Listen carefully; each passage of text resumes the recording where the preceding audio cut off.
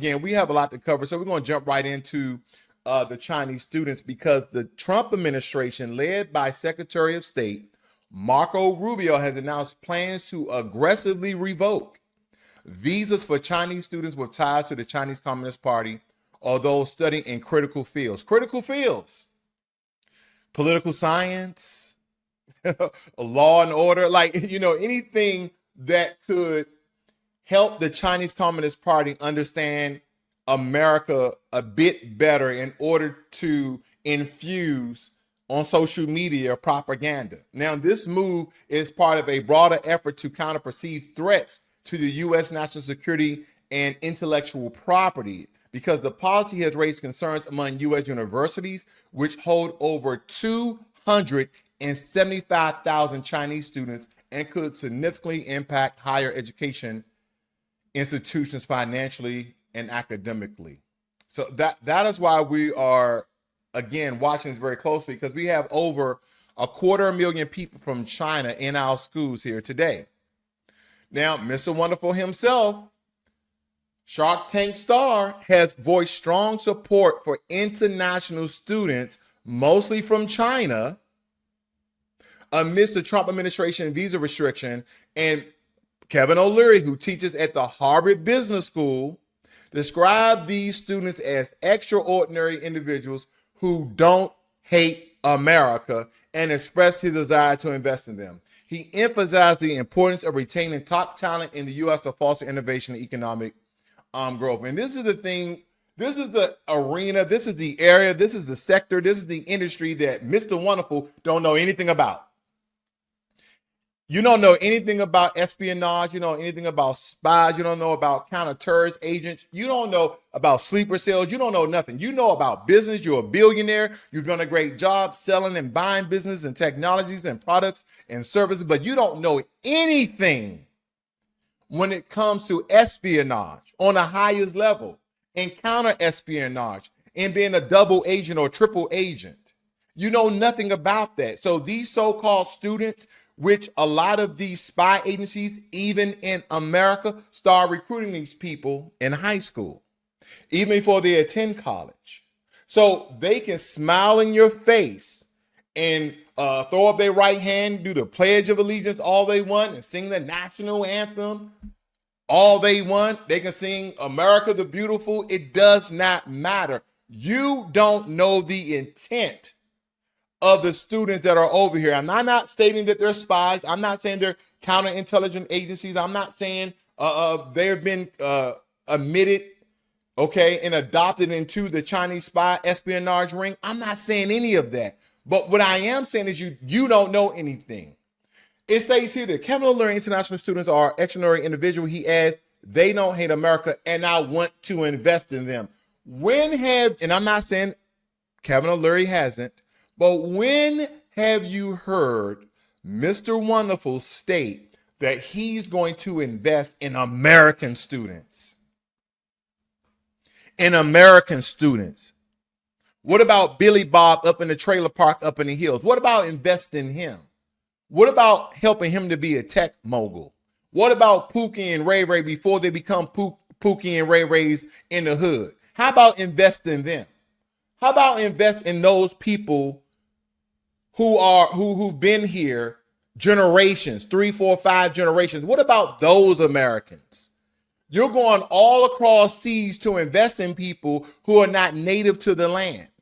What about Native Americans? Why not invest in them?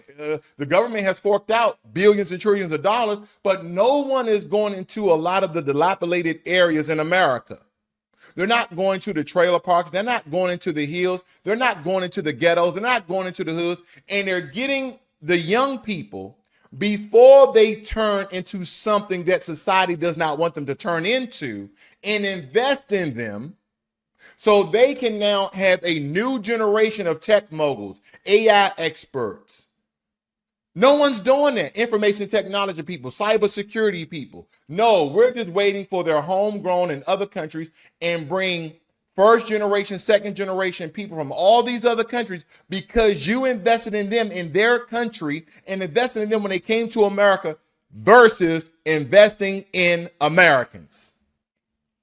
See, that's what I was referring to, that a lot of our businessmen that we kind of admire to a certain degree because they got billions of dollars, they have great businesses.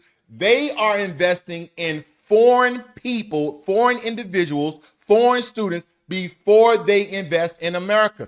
Elon Musk said it himself. A lot of his workers are H-1B visas. What does that mean? A lot of his people are foreign to America. They're not homegrown. They're not homegrown. You see what I'm getting at? So we can praise people for technological advances, things they've done, like Elon Musk with SpaceX and Tesla, et cetera, et cetera, et cetera. But at the end of the day, at the end of the day, none of these people are coming out publicly like they do here and start to invest in Americans. Black, white, Asian, Hispanic, whatever, Native American, whatever. People who have been here for generations, not just a generation. That's the problem I have with that, Kevin O'Leary. That's the problem I have. And the U.S. State Department has declared that it would not tolerate that the Chinese Communist Party exportation of American universities or the theft of U.S. research and intellectual property.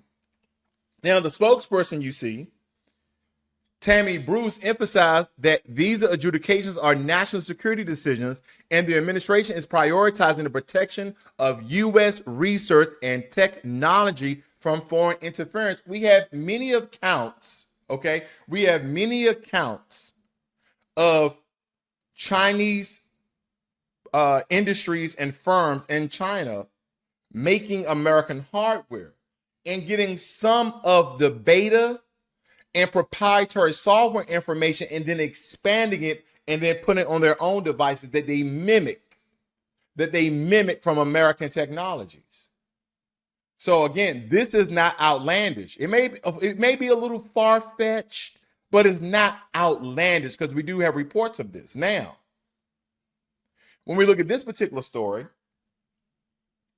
a former CIA station chief has warned that China is conducting a concerted intelligence campaign targeting U.S. military service members and government employees abroad. The operations aim to collect sensitive information and potentially compromise national security. And the revelation underscores the growing concerns over China's espionage activities and the need for heightened counterintelligence measures. The Trump administration crackdown on Chinese student visas has led to increased scrutiny and suspicions of Chinese nationals studying in the U.S., mostly in sensitive areas, mostly in sensitive fields. Allegations of espionage have loomed over these students, affecting their academic and professional opportunities. Some have reported discrimination and a chilling effect on their careers due to the heightened mistrust. Do you guys remember that show called, it was either called America or Americans, but they were actually Russian spies? And they actually, they basically trained these two men and women, and they came over to America as Americans, trained them, but they was actually Russian. They had children, okay, that were American because they was born in America. They had this whole shell thing, they had their fake portfolios of who they were. And then slowly but surely their kids found out that they were spies. But nonetheless, I mean, it kind of gives you relevance and a background how things can transpire, how people plot on certain countries for decades, not years, decades. So when we look at this, it makes me really want to kind of give you guys a breakdown of how some of these things have occurred. I'm not going to give you a whole history lesson, but I think you will find some insight on what I'm about to tell you guys. And I want to contextualize a lot of the things that I've been stating here this morning, because this isn't just about visas. This isn't just about education. What we are witnessing is the modern day weaponization of academia, where national security paranoia, economic warfare, and basically Cold War 2.0 meet in lecture halls, dorm rooms, and research labs across America.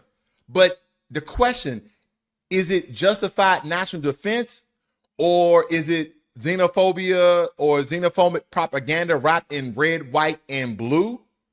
Is it that? Because let's break this all the way down past the past the headlines, beneath the slogans, and really expose the full historical, political, and economic stakes behind these so-called spy student stories. Because if we go back to the 1980s and 1990s, the real era of the scientific exchange, when you look at post-China, they wanted Western knowledge, and America welcomed bright, ambitious students from Beijing to Wuhan in the universities there are into our U.S. universities.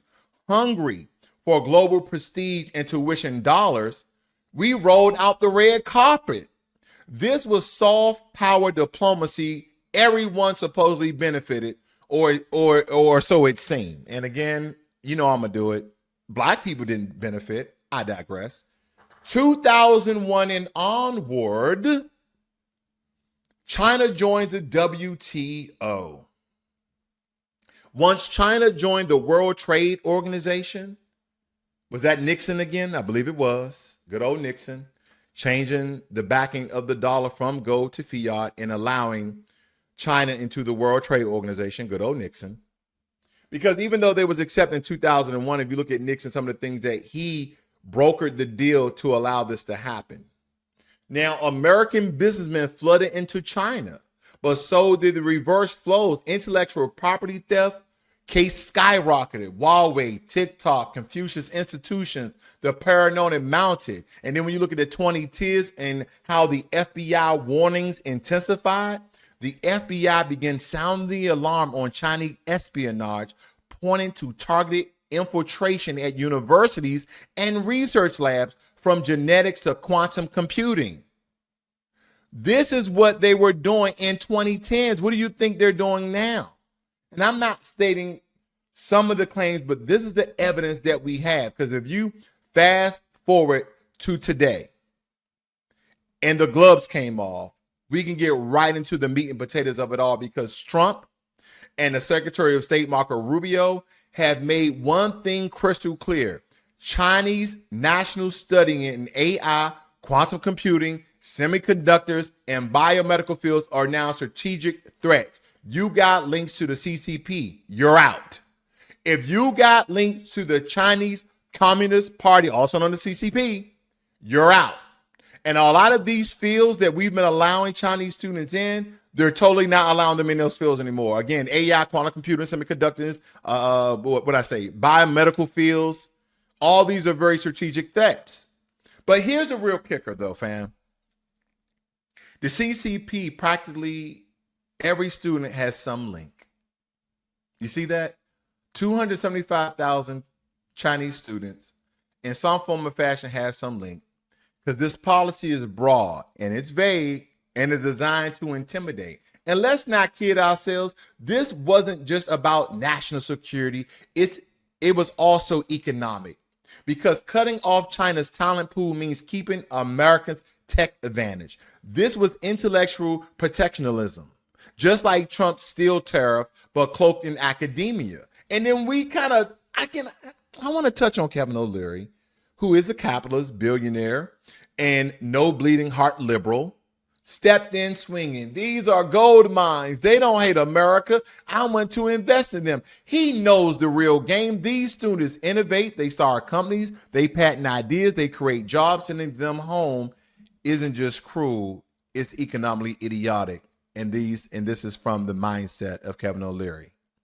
Okay, from my opinion. This is the tension in national security versus national prosperity. O'Leary represents the business world screaming, don't shoot yourself in the foot just to own China. But we won't invest in Americans. We won't invest in American children. We won't invest in American Black children. We won't invest in American white children. We won't invest in American Asian children. We won't invest in American Latino children. We just won't invest in them. But we invest in everybody else from another country. Now, I get it. The U.S. government will escalate rhetoric that China is exploiting our universities. But if we dissect that, there have been cases of Chinese students or agents stealing sensitive research from universities, no doubt. And this blanket suspicion creates a new kind of discrimination. Again, we can kill 3 birds with 1 stone because all of these things could be true. All of these things, well, some of these things are true and some of these things could be true. Could the Trump administration be doing a national government discrimination campaign against Chinese students? Because racial profiling under the guise of patriotism. That's how you would get a lot of Americans on board, would you not? Wouldn't you get a lot of Americans on board behind the guise and the veil and the cover of patriotism if you say that this is about national security? Wouldn't you have more people on your side? I'm just asking. This isn't just about a security policy. It's also a narrative war. It's about framing, to a certain degree, every Chinese student as a potential spy, and that's where the truth gets murky and ugly. Because do I believe that 275,000 of the students that are currently in America from China are Chinese spies? Absolutely not. Is it possible 100,000 of them could be Chinese spies? Absolutely. But do I believe over 250,000 people inside of our country that came here for school are Chinese spies? No, I do not believe that. But there could be a great many of them? Absolutely. This is not a fantasy. Because again, a former CIA station chief confirms China is actively targeting U.S. service members overseas. We saw that, did we not? They're collecting biometrics, compromising family members using honeypots, bribes, blackmail, classic espionage. We'll pay you off. Give us some information. So yes, the danger is real. But here's the propaganda twist. These military spy cases have nothing to do with 22-year-olds studying mechanical engineering at NYU. And then I know the flip side of that. Why aren't they not studying those fields in China? Why aren't they going to school for those fields in China? Because even though people will say how American schools are not that great, how American schools are not that good, when you get to the university level of colleges and you're talking about your Harvards, your Yales, your Browns, your Stanfords, all these very prestigious schools, all the Penn State, it don't have to be an Ivy League school, Florida State, Florida A&M, any of our schools with the resources and the alumni to support their honey pots, okay? Their little pockets of billions of dollars they have stored up. These universities have advanced technology and research throughout the entire campus, almost on every field. We have certain universities and colleges that specialize in one field and one field only, like MIT or NJIT, the New Jersey Institute of Technology. So when we look at these very prestigious and powerful schools with all these resources, they don't have some of the same technology in these other schools at the plentifulness of it. And then guess what? We go to these other countries and grab their valedictorians and their salutatorians and say, hey, we're gonna give you a full ride to America. We're gonna do the same thing we did with our illegal immigrants. We're gonna give you a full ride to school. We're going to give you access to all the resources that you need to be great. We're going to give you room and board. And if you don't have the money to go back home, we'll send you back home. We'll bring you back. Or you can stay in your dorm room. We'll still feed you while you're there. Look it up. Don't take my word for it. Our schools roll out the red carpet for people who are not part of this country because we won't go down into the deep and dark depth and look for American students who can do the same thing, okay? The same thing, because again, this is not just about resources. This is not about opportunity. This also has to do with culture. This has to do with culture. There was America, and I know people hate talking about this. There was a time in America, and it don't matter what race you were at the time, but it almost seems between the 1940s and the 1970s, and even prior to that in the 1800s as well, whether it be black schools or white schools in America, They were teaching trades in high school. I remember growing up, and I'm not that old. In high school, they used to teach home economics, and they used to have a driver's education course. I remember in the basement, if I can recall correctly, in my old high school, Cardozo Senior High School in Washington, D.C., that's a true native. Down in our basement, we had these pods where you step in and they were like cars and you had a screen. And the screen, back, of course, for that time, it was like high technology for us, but it was teaching us how to drive. Also, we had home economics where it teaches basic things, how to cook, fry food, bake food, simmer food in high school. Also in my high school, they used to teach us how to type. And these were on typewriters where you chat, whoop, chat. Was it that old? Or did it do it automatically? No, it wasn't that old. It wasn't that era. But you were still typing. And this is when they had autocorrect where you can backspace and used to, take the ink and try to use that tape thing. I forgot what it's called. It tape and then take the letter back out instead of you doing like this with the white out. Because I did that too. Yeah, that's how old I am. But nonetheless, we had that in our high school. They don't have that in high schools.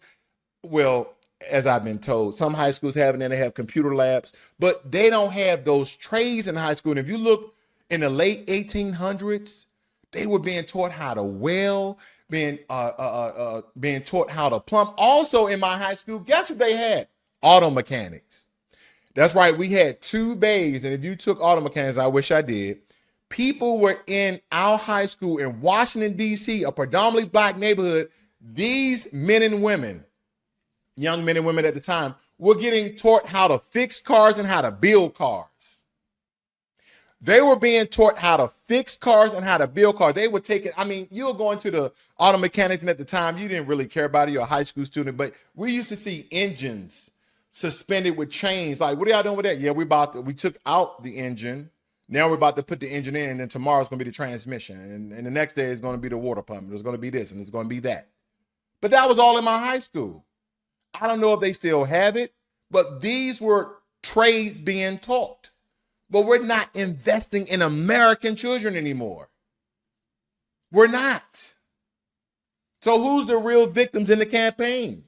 Some people would say thousands of Chinese students, most with zero political agenda, that are now being profiled, delayed, and even deported, and their careers destroyed.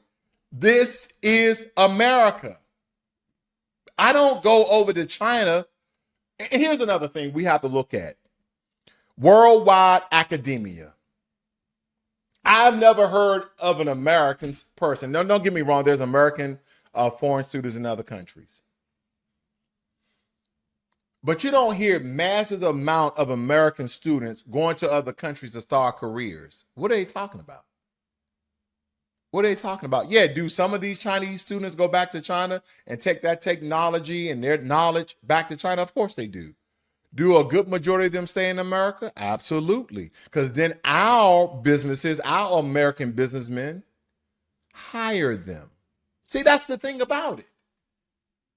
Americans, for the most part, stay in America until they get old and they take their money to a country where the American dollar can be stretched 3, 4, 5, 10 times the amount, so they live a better life in their golden years or in their elderly years.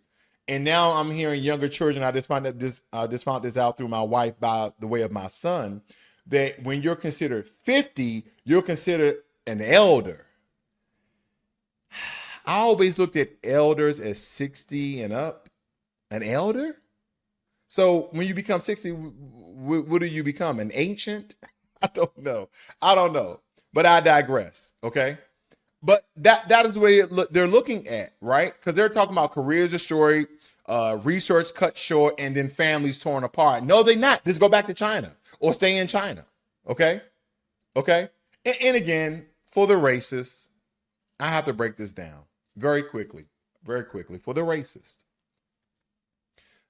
Foundational Black Americans have been in this country on record since 1526, even before the inception of America itself, even before again, the war between the British and America, where we gained our independence, July 4th, 1776. Even if we dated to the Civil War, we've been in this country hundreds of years. So there's no going back to Africa. We don't know anything about Africa. Okay. And I'm generalizing that statement because, again, when it comes to the knowledge base of Black Americans in a continent that we haven't been there for 1,000 years almost, we are a different people. We have a different culture, just as well as those Africans in those different African countries, Nigeria, Kenya, Congo, Sudan, Angola, Mozambique, South Africa, Benin, all these different countries, Mali, Burkina Faso, all these different African countries have different cultures and they speak different languages. They even have different phenotypes. Yet, can you tell the difference between a Kenyan and a Sudanese person? Yes, you can. Can you tell the difference between a Sudanese person and a Nigerian? Yes, you can. Can you tell a South African person from a Kenyan? Yes, you can. Not only by the language, not only by the food, not only by the dress and the garments, but also by the phenotype as well. And again, we are different people. So stop telling foundational Black Americans to go back to Africa. And stop using the term African American. Last time somebody called me an African American, it's not that it's a derogatory term or disparaging term. Is that I try to make people more knowledgeable of why a lot of Black Americans don't use that term anymore. So if I say, man, just call me, American, or just call me a Black American. Oh no, but you're African American. Then I'm just gonna say, well, you're European American. It's not like it's gonna start a fight or anything or a debate. If I'm African American, then you're European American, or you're Asian American, or you're Hispanic American, so on and so forth. And then we all need to go back to all of our other countries that we haven't been to for centuries. Okay, so that's the way I look at it. But I digress with that as well. But I had to give a breakdown of that history. So here's the powerful truth about this, because I've been going on for a while about this. Yes, there are legitimate national security concerns. Yes, China has stolen U.S. tech and played dirty. But using the truth to justify blanket crackdowns on young Chinese students is propaganda through oversimplification. This campaign is a smoke grenade, part trade war, part Red Scare, part election optics. It's Trump flexing muscle because Rubio posturing for 2020. I mean, Rubio could be posturing for 2028 because you've been hearing his name a lot more than anybody else. And the deep state sending a message. Don't mess with America's intellectual property. But in the process, we're alienating the very people to a certain degree that a lot of people believe that somehow could help America lead the next generation of innovation. Do we lead through excellence or exclusion? Do we fight threats with precision or paranoia? Do we invest in global talent or torch the future to spike the competition? Remember, fear makes money, but truth blinds power, and truth builds power. So when I look at this, am I stating to discriminate against all Chinese students? Absolutely not. I will lean more strongly towards empower and invest in American students, no matter where they are. Let's go down to the elementary level, right before they get to middle school, and let's invest in them with billions of dollars. Let's help their living conditions so they have less distraction. Let's extrapolate violence and crime from neighborhoods. Let's have more community centers so they can have practical ways to learn trades and learn technology and learn IT and cybersecurity, where we have homegrown American students doing some of the same jobs and some of the same career paths and some of the same industry that we go all around the world to look for. Why aren't we investing in Americans?